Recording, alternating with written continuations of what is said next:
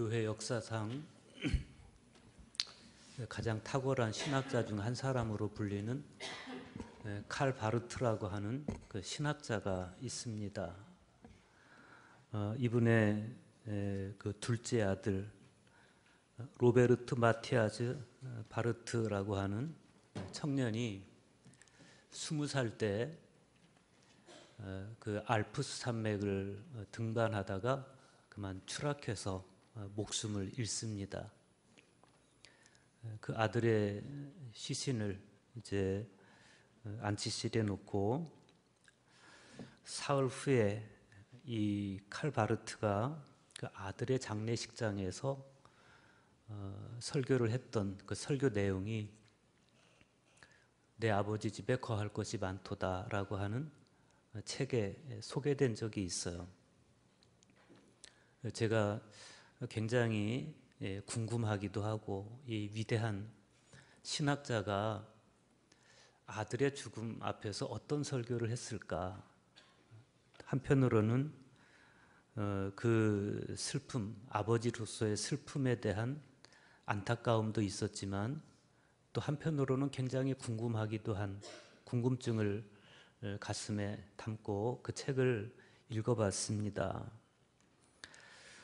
이 칼바르트는 특별히 아들이 가장 관심을 가졌던 고린도전서 13장 12절, 그 아들이 가장 먼저 관심을 가졌던 성경 말씀이고, 이 성경 말씀을 라틴어 성경으로 읽으면서 거기에 밑줄을 긋고 하면서 묵상했던 그 말씀을 가지고 설교를 합니다.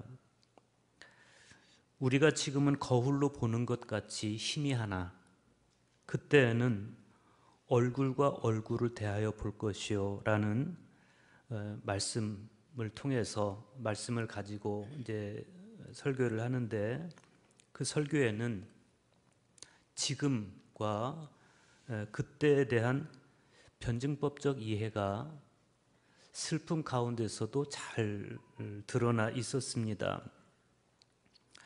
특별히 그중 일부를 요약해서 제가 여러분들에게 들려드리겠습니다. 현재 우리가 주 예수 그리스도를 따르는 가운데 그분과 함께 지금과 그때가 교차하는 접경 지역에 서 있는 것은 우리로 하여금 이 경계선에 서서 믿음과 사랑, 소망을 가지도록 하시려는 그분의 은혜입니다. 이 접경은 빛이 어둠 위를 비추는 곳, 죽음의 목전에서도 생명으로 인해 기뻐 날뛸 수 있는 곳, 죄인이지만 의롭다 칭함을 받는 곳, 포로로 잡혀있지만 자유로운 곳, 길이 보이지 않는데도 오히려 소망을 품게 되는 곳, 의심 중에서도 확신을 얻게 되는 곳, 비통한 가운데서도 기뻐할 수 있는 곳, 바로 그런 곳입니다. 지금 우리 아들은 여전히 예수 그리스도 안에 있습니다. 그러나 그 아이는 지금 우리의 모습이나 그 아이의 생전의 모습과는 전혀 다른 모습으로 살아 있습니다. 마티아스는 변함이 없는 동시에 완전히 다르게 변화되었습니다. 이렇게 예수 그리스도께서 생명과 죽음, 죽음과 생명 양쪽 모두에 대해 말씀하셨기에 우리는 마티아스를 기억하며 그에 대하여 이야기할 수 있습니다. 이런 설교문입니다. 저는 이 칼바르트의 신학자로서의 설교가 아닌 아들의 죽음을 당한 한 아버지의 고백으로서의 그 설교를 보면서 이분이 아들의 죽음에 대한 비통함 속에서도 얼마나 하나님을 신뢰하고 있는지, 또 하나님의 품을 얼마나 따뜻하고 환하게 인식하고 있는지 볼 수 있었습니다. 사순절이 중반을 넘어서고 있는 지금 우리 역시도 칼 바르트의 고백처럼 어떤 접경에 서 있습니다. 저 옛날 출애굽 시기에 히브리 노예들이 속박에서 자유로 넘어가는 파스카의 접경에 서 있었듯이 예수님께서 베푸신 마지막 만찬에서 제자들이 죽음에서 생명으로 넘어가는 파스카의 접경에 서 있었듯이 지금 사순절을 통과해서 그때 즉 부활을 향해 가는 파스카 여정에서의 한 접경에 지금 저도 여러분도 서 있습니다. 특별히 우리 그리스도 교회는 시간을 아주 중요하게 여깁니다. 그래서 시간을 통해서 시간 속에서 예수 그리스도를 따라가는, 예수께서 살아가신, 걸어가신 그분의 여정을 시간적으로 분할해서 따라가는 그런 여정 속에 지금 저와 여러분이 있는데, 칼 바르트가 아들의 삶과 죽음, 아들이 생존했을 때를 지금이라고 말하고, 그리고 아들이 죽었을 때 죽어서 하나님의 품에 안긴 것을 그때라고 이야기하면서 지금과 그때는 분리되어 있지 않고 하나로 있다, 이렇게 이야기하듯이 지금 우리는 사순절의 여정을 지나가고 있습니다. 사순절의 시간을 지나가고 있지만 그러나 이 사순절의 시간은 다가올 그때 부활의 시간과 따로 있지 않습니다. 이 사순절의 시간을 잘 지나가는 사람에게 부활은 환하게 밝아올 것입니다. 바로 그 접경에 지금 우리가 서 있는데, 그런 즈음에 오늘 성서 일과는 일제히 파스카의 신비, 이 생명 구원의 신비가 결코 낯설거나 피안에 모호한 그때가 아닌 지금 여기에서 경험되는 따뜻하고 선명한 현실임을 보여주고 있습니다. 구약 성경에서는 40년 동안 낯설었던 그 광야 생활을 마치고 마침내 가나안 땅에 들어온 이스라엘을 맞이하는 하나님의 속 깊은 사랑이 은연중에 드러나고 있고, 복음서의 말씀에서는 낯선 타향살이 끝에 집으로 돌아온 둘째 아들을 맞이하는 아버지의 속 깊은 사랑이 장면 가득 애틋하게 그려지고 있습니다. 그런가 하면 서신서의 말씀에서 사도 바울은 아버지의 품으로 돌아오는 둘째 아들과도 같이 아버지의 품으로 돌아오는 모든 자녀들을 향해서 이전 것은 지나갔으니 보라 새 것이 되었도다, 이렇게 가슴 벅찬 축하의 메시지를 전해주고 있습니다. 복음서의 말씀을 먼저 보겠습니다. 누가복음 15장 1절에서 3절입니다. 모든 세리와 죄인들이 말씀을 들으러 가까이 나아오니 바리새인과 서기관들이 수군거려 이르되 이 사람이 죄인을 영접하고 음식을 같이 먹는다 하더라. 오늘 복음서의 말씀은 세리와 죄인들이 말씀을 듣기 위해서 예수님께로 왔을 때 예수님께서 이 세리와 죄인들을 영접해서 같이 식사를 하시는데, 그때 바리새인과 서기관들이 이 사람이 죄인을 영접하고 음식을 같이 먹는다 그러면서 수군거리는 일이 벌어집니다. 바로 그런 상황 속에서 예수님께서 바리새인과 서기관들에게 하신 말씀이 오늘 본문의 말씀입니다.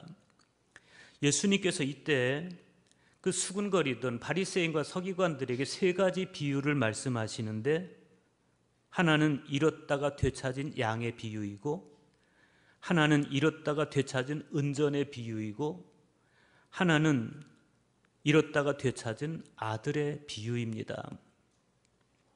세겹줄은 쉽게 끊어지지 않느니라, 이 전도서 4장 12절의 말씀처럼 주님은 이 세 비유, 잃었다가 되찾은 양의 비유, 잃었다가 되찾은 은전의 비유, 잃었다 되찾은 아들의 비유를 통해서 쉽게 끊어지지 않는 하나님의 사랑을 우리에게 보여주고 있습니다.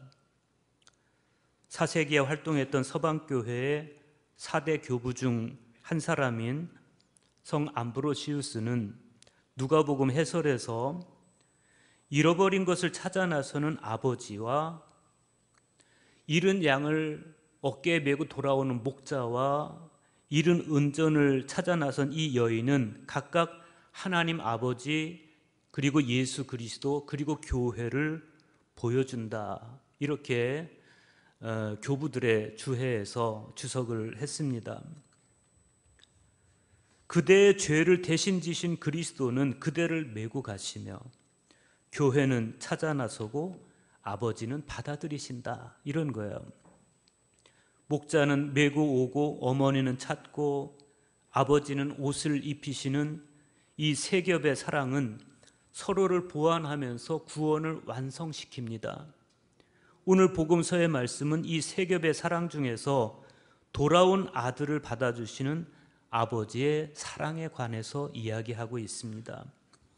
11절과 12절 보십시오. 어떤 사람에게 두 아들이 있는데 그 둘째가 아버지에게 말하되 아버지여 재산 중에서 내게 돌아올 분깃을 내게 주소서 하는지라 그랬습니다. 예수님은 이 비유에서 어떤 사람과 두 아들이라는 상황 설정을 하고 있어요. 어떤 사람 그리고 두 아들, 그러면 세 사람이죠.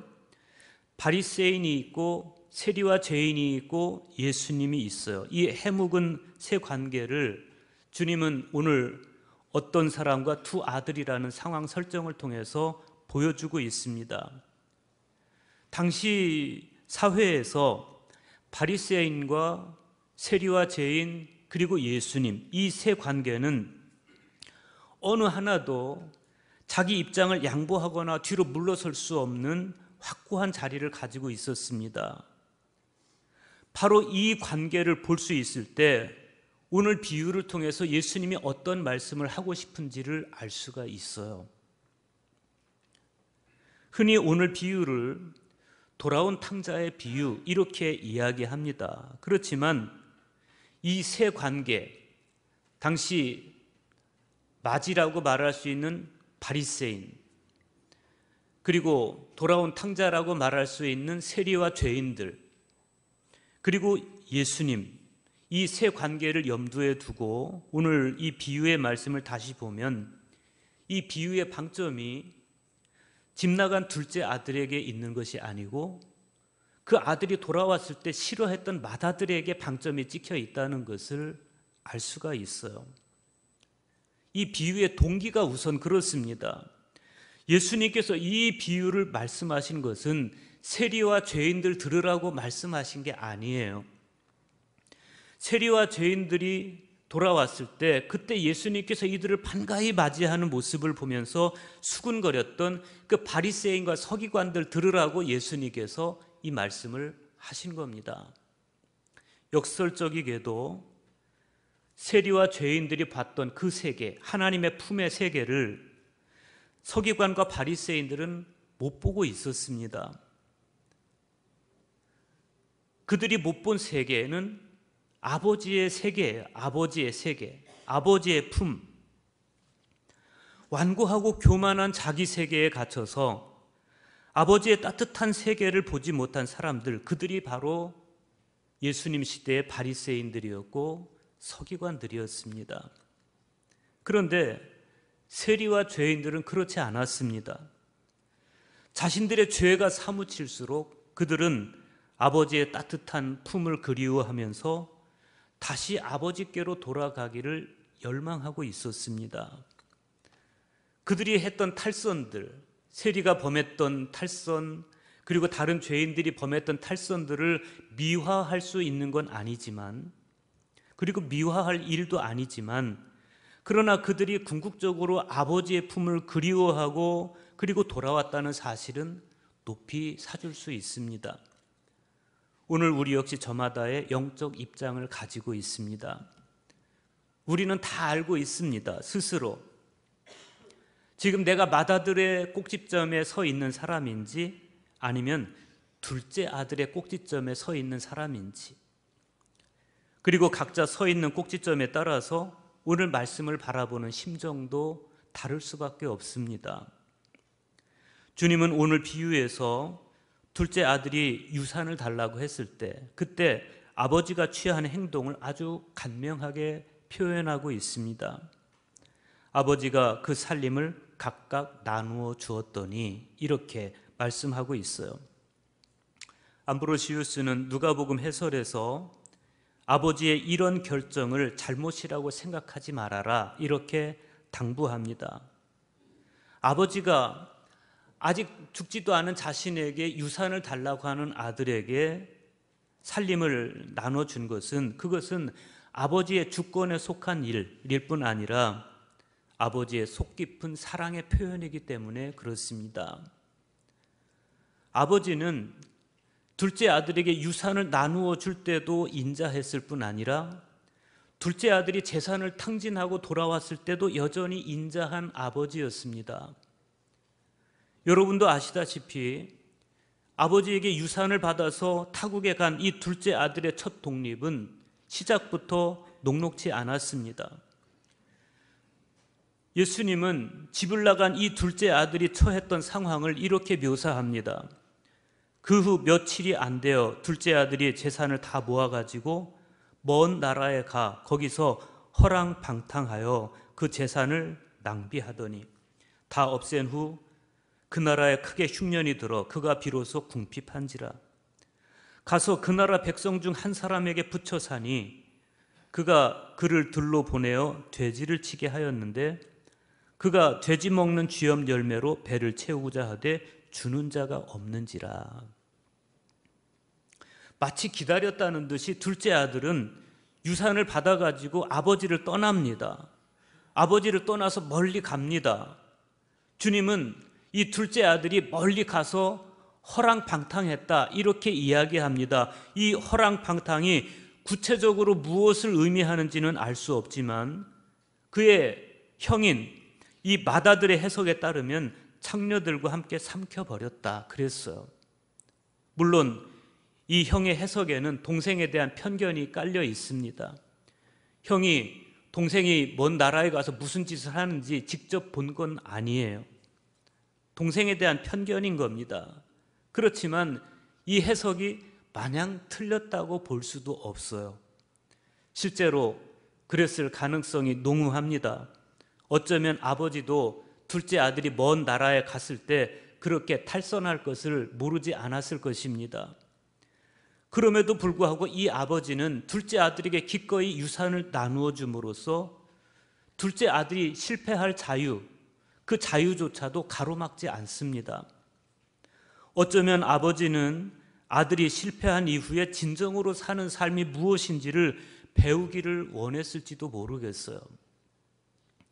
실제로 먼 나라에 가서 허랑방탕하고 실패를 경험한 이 아들은 내 것이라고 여겼던 모든 것이 순식간에 다 사라지는 것을 보면서 비로소 자신이 헛것에 속아서 살아왔다는 사실을 깨닫습니다. 17절 보십시오. 이에 스스로 돌이켜 이르되 내 아버지에게는 양식이 풍족한 품꾼이 얼마나 많은가. 나는 여기서 줄여 죽는구나. 이에 스스로 돌이켜, 이 말씀은 자신에게 돌아오다 이런 뜻입니다. 자신에게 돌아오다. 돼지나 먹는 쥐염 열매로 줄인 배를 채우던 이 둘째 아들은 사람이 아닌 돼지가 먹는 열매를 먹고 있는 자신의 모습을 보면서 진짜 자기를 봅니다. 그리고 회개합니다. 먹을 것조차 없는 품꾼이 된 이후에야 비로소 이 둘째 아들은 아버지 집에 있는 양식이 풍족한 품꾼을 생각하게 되고 아버지의 인자하심의 가치를 깨닫게 됩니다. 그래서 어떻게 합니까? 돌아옵니다. 17절에서 20절 보세요. 내가 일어나 아버지께 가서 이르기를 아버지 내가 하늘과 아버지께 죄를 지었사오니 지금부터는 아버지의 아들이라 일컬음을 감당하지 못하겠나이다. 나를 품꾼의 하나로 보소서 하리라 하고 이에 일어나서 아버지께로 돌아가니라. 여기서 둘째 아들의 고백은 중요합니다. 내가 하늘과 아버지께 죄를 지었사오니.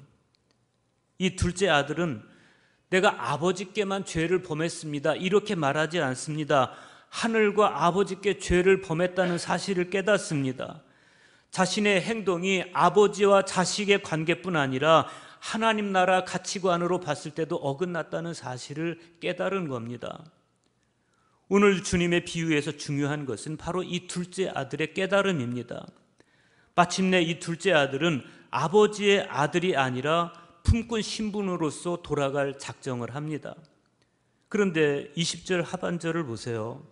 아직도 거리가 먼데 아버지가 그를 보고 측은히 여겨 달려가 목을 안고 입을 맞추니. 그래서 아들을 기다리는 이 아버지의 모습은 에레미야 31장 18절에서 20절의 말씀을 기억하게 합니다.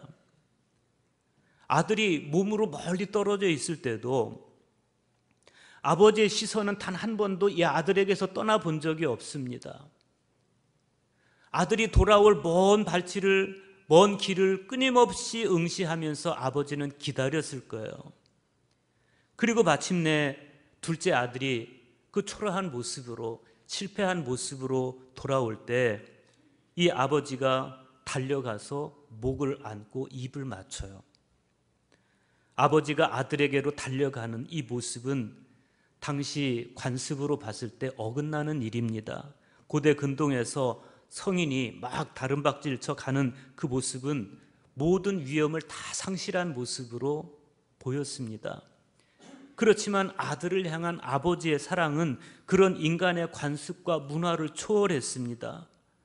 마치 세리와 죄인을 영접하신 주님의 그 당시의 모습이 인간의 모든 관습과 문화를 초월했듯이 아버지는 아들을 달려가서 끌어안고 그리고 그 아들을 받아줌으로써 이 둘째 아들의 회개를 완성시켜 줍니다.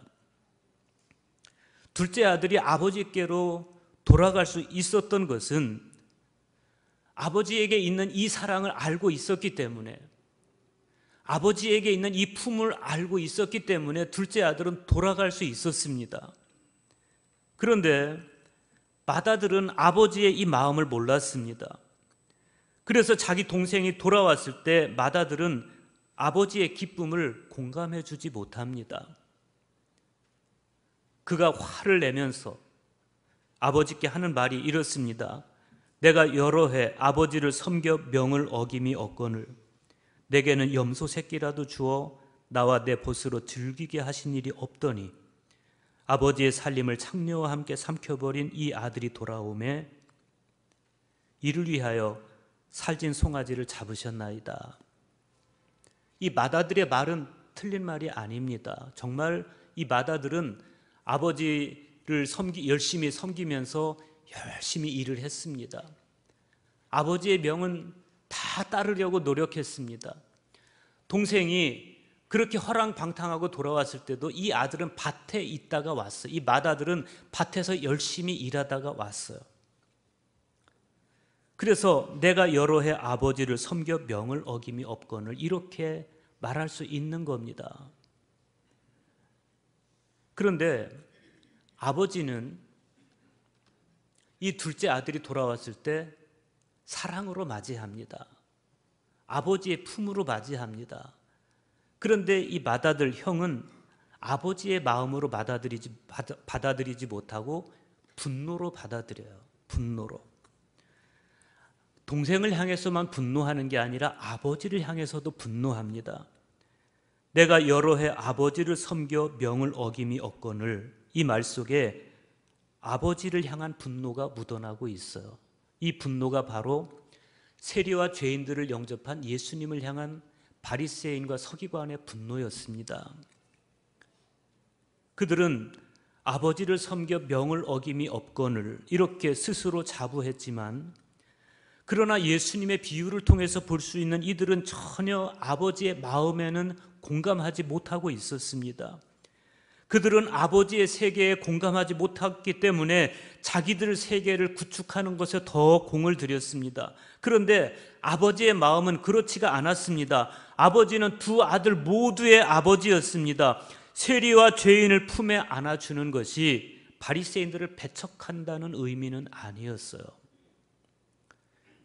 예, 너는 항상 나와 함께 있으니 내 것이 다 네 것 아니냐, 이 말씀도 진심이고, 이 네 동생은 죽었다가 살아났으며 내가 잃었다가 얻었기로 우리가 즐거워하고 기뻐하는 것이 마땅하지 아니하냐, 이 말씀도 진심이에요. 그 어느 누구도 박대하지 않고 사랑하시는 아버지의 이 마음에 공감하고 살아가는 것이 진정한 자녀의 모습입니다.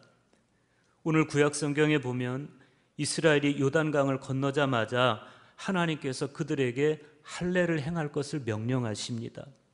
여호수아가 하나님의 명령에 순종해서 부싯돌로 칼을 만들어서 할례를 행합니다. 그런데 그렇게 할례가 끝나고 각자 이스라엘 백성들이 자기 진중에서 낫기를 기다릴 때, 그때 하나님께서 여호수아에게 아주 의미 있는 말씀을 하세요. 내가 오늘 애굽의 수치를 너희에게서 떠나가게 하였다, 이렇게 말씀하세요. 애굽의 수치라는 게 뭐겠어요? 우선은 애굽에서 노예 생활했던 과거를 애굽의 수치라고 말하는 겁니다.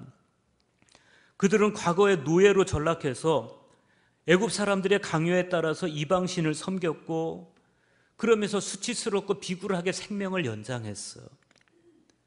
그들은 애굽에서 노예 생활하면서 아브라함의 자손으로서의 그 어떤 자존감도 지켜내지 못했습니다. 마치 아버지를 떠난 탕자가 주염열매로 구차한 생명을 연명했듯이 그들은 이집트에 있을 때 하나님 자녀답지 못하게 부끄러운 수치스러운 노예 생활을 감내했습니다. 그런데 그 못지않은 수치가 출애굽 이후에도 여전히 있었어요. 하나님께서는 히브리들을 극적인 방법으로 애굽에서 해방시키셨습니다. 하나님께서 그들을 해방시키신 것은 더 이상 사람에게도 속박되지 말고 우상에게도 속박되지 말라고 그들을 해방시키신 겁니다. 그런데 이들은 이후에, 해방된 이후에도 40년 동안 광야에서 살아가면서 여전히 그들은 속박된 삶을 살아갔습니다. 여전히 애굽에서 그랬듯이 우상에게 속박돼서 살아갔고, 여전히 원망과 불평을 입에 달고 살았어요. 애굽에서의 노예살이도 그들에게 수치였지만 광야에서 보여준 모습은 더 수치스러웠습니다. 그런데 드디어 그 수치를 그칠 날이 왔어요. 그들이 할례를 받음으로써 하나님의 품으로 돌아온 것입니다. 하나님은 진심으로 그들을 끌어안아 주셨고, 그때 그들의 수치가 떠나갔습니다. 여러분은 하나님께로 돌아오셨습니까? 우리가 하나님의 마음을 알고 하나님께로 돌아갈 때 하나님은 우리에게서 수치가 떠나가게 하실 것입니다. 그런데 오늘 비유에서 보면 둘째 아들은 회개하고 돌아와서 수치가 그 아들로부터 떠나가는데, 맏아들은 분노하고 아버지께 화를 내요. 과연 그들에게서 수치가 떠나가게 됐는지 알 수가 없어요. 오늘 서신서의 말씀에 보면 반복해서 나오는 단어가 하나가 있어요. 화목이라는 단어입니다. 고린도후서 5장 18절에서 20절의 말씀입니다. 모든 것이 하나님께로부터 났으며 그가 그리스도로 말미암아 우리를 자기와 화목하게 하시고 또 우리에게 화목하게 하는 직분을 주셨으니 곧 하나님께서 그리스도 안에 계시사 세상을 자기와 화목하게 하시며 그들의 죄를 그들에게 돌리지 아니하시고 화목하게 하는 말씀을 우리에게 부탁하셨느니라. 그러므로 우리가 그리스도를 대신하여 사신이 되어 하나님이 우리를 통하여 너희를 권면하시는 것 같이 그리스도를 대신하여 간청하노니 너희는 하나님과 화목하라. 하나님께서 그리스도를 우리에게 보내신 것은 우리를 하나님과 화목하게 하시려는 것입니다. 그래서 사도 바울은 그리스도를 대신해서 우리에게 간청합니다. 너희는 하나님과 화목하라. 사순절은 하나님께로 돌아가는 계절입니다. 하나님께로 돌아가서 화해하고 하나님과 화목하는 계절입니다. 우리가 하나님과 화목하면 하나님은 우리를 안아주시고 모든 수치를 우리에게서 떠나가게 하실 것입니다. 바로 그 상태를 사도 바울은 새로운 피조물이다 이렇게 표현하고 보라 새 것이 되었도다 이렇게 선언하는 것입니다. 20세기의 위대한 신학자인 칼 바르트는 아들의 죽음에서 그 희망을 봤습니다. 지금은 거울로 보는 것까지 희미한 아버지의 품이 그때에는 얼굴과 얼굴을 대하듯이 선명할 것이다. 그러면서 그렇게 지금 죽은 나의 아들은, 그래서 아버지께 돌아간 나의 아들은 그 아들을 아버지께서 달려와서 품에 안아주시고 세상에서 겪은 모든 수치가 내 아들에게서 떠나가게 하시고 비로소 진정한 새 아들의 피조물, 새로운 피조물이 되었음을, 그래서 이전에 희미하던 아버지의 품이 지금 내 아들에게는 선명한 현실이 되었음을 아버지 칼바르트는 보고 있는 것입니다. 사순절이 중반을 넘어서고 있는 지금 우리 역시도 이 신학자처럼 고백할 수 있기를 소망합니다. 우리는 둘째 아들의 입장에 서 있을 수도 있고 맏아들의 입장에 서 있을 수도 있어요. 둘째 아들은 회개하고 아버지께로 돌아갔습니다. 아버지의 품이 따뜻하다는 사실을 알고 있었기 때문에. 그러나 큰아들은 아버지에게 화를 냅니다. 내가 아버지의 명을 한 번도 어긴 적이 없다고 말하지만 그러나 아버지의 마음을 몰라주고 있었습니다. 이제 우리는 다시 아버지의 품으로 돌아가야 되는 그때를 지나가고 있습니다. 지금 여기에서 그때의 부활을 보면서 마음을 돌이켜서 아버지의 품으로 돌아갈 때 주님은 당신의 품을 벌려서 우리를 안아주실 것입니다. 그 행복, 그 따뜻함이 가득한 사순절 길을 걸어갈 수 있기를 주님의 이름으로 축원합니다.